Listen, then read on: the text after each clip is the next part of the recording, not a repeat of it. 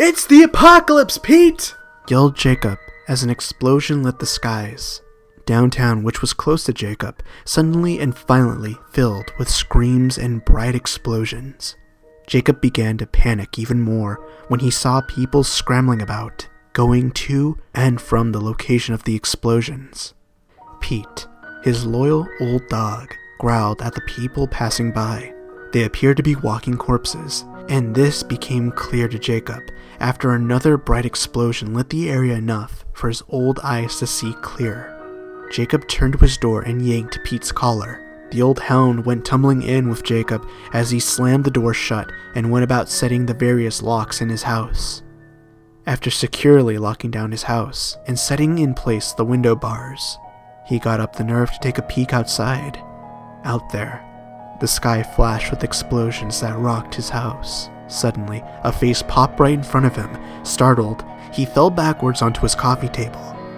"I knew you were in there, old man," the person outside groaned. From the lighting inside his house, he could see the burn marks and missing flesh from the person's face. Shouting wildly, he hit the lights and ran up to his bedroom. Pete was right behind him. The man outside banged on his door. "Come and join the party," he groaned in a dead voice. After a few breathless moments, the banging stopped, and Jacob figured that the man would bring the whole horde of the undead back to get him.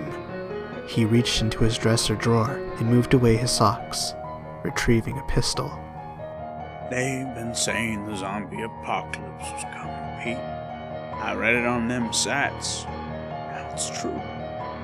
I'm sorry, old boy," he said, aiming the gun at his lifelong companion, curled up on a pile of that week's papers. The dog died with only a quiet whimper. Next, Jacob turned the gun on himself. "I planned for this day so carefully, but now they know I'm here. Damn it.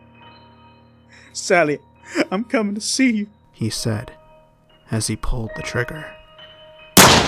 That was not his last thought, however.